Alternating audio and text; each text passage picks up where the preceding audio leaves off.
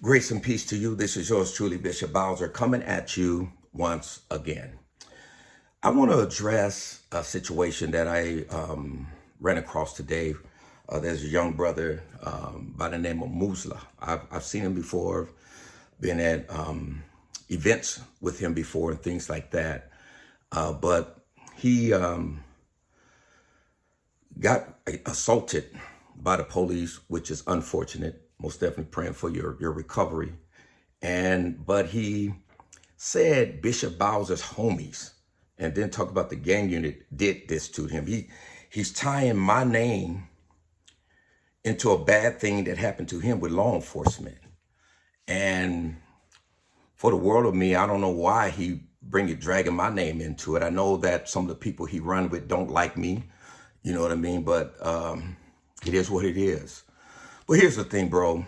You're probably around my son's age, one of my kids' age. So I'm gonna talk to you like an elder, because that's what I am. I'm an elder. I'm really past the OG thing, even though I am an OG, but I'm an elder. I'm 62 years old, man. First thing I wanted to say is that when we talk about being men, you know, we have to have certain principles. And the move that you pulled is what women do, or simps and beta males do, right? If you got to say it so bad, you should have said it to me. You seen me before. You seen me around.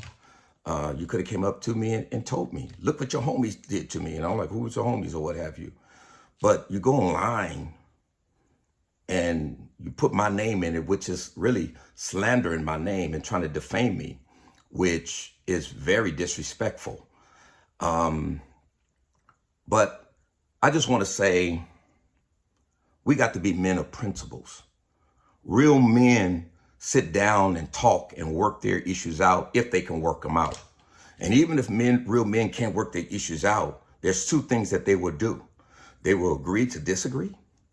And they will also agree like, hey, bro, you do your thing, I'll do my thing. You stay in your lane, you stay in your lane, and we'll have peace with each other, right? Because that's what we really want is peace, my brother. But today, it's unfortunate social media has given people this platform that they abuse.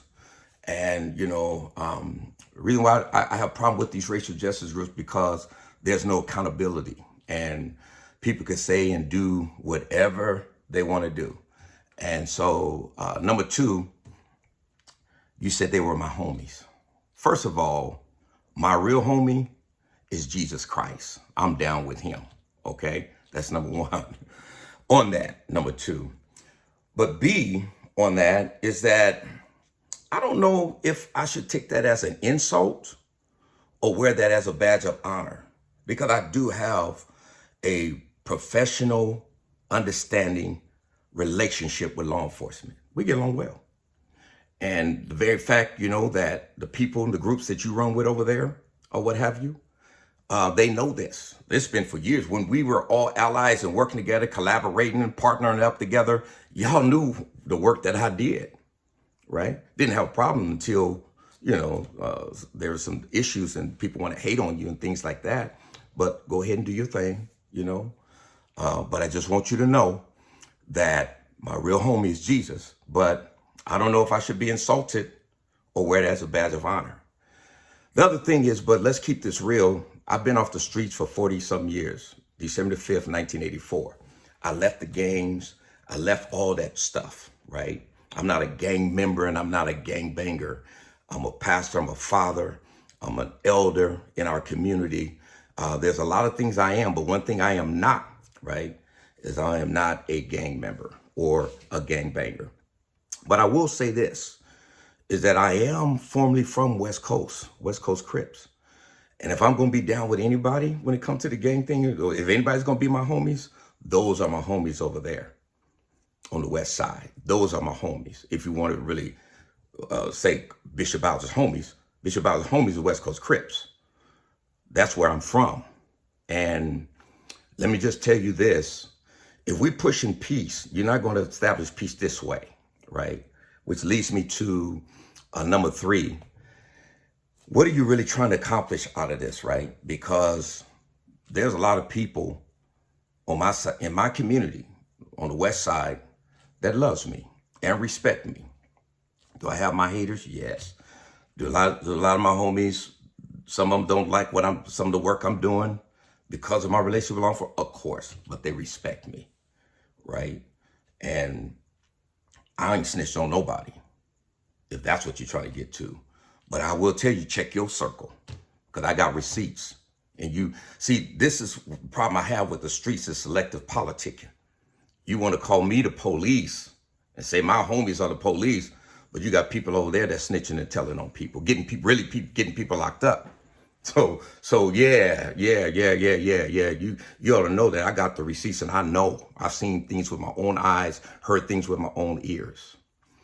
But my young homies, a lot of them, the ones I know, they love me and they respect me, right? So I don't know what you're trying to get out of this. You're trying to turn people against me? Because remember, bro, you from Skyline, I'm from the coast. And these youngsters, they're real gangbangers. So they ain't gonna have nothing to do with Skyline.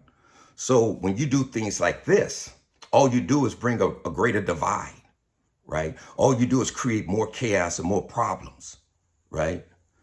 If I was still a crash out dummy back in my days, I'd be knocking at your door, but that's not me anymore. I haven't gotten a fight in 40 years. I'll get my butt whooped. And I most definitely ain't running around with no guns. I got too much to lose. I'm a pastor, as I said. I'm a father.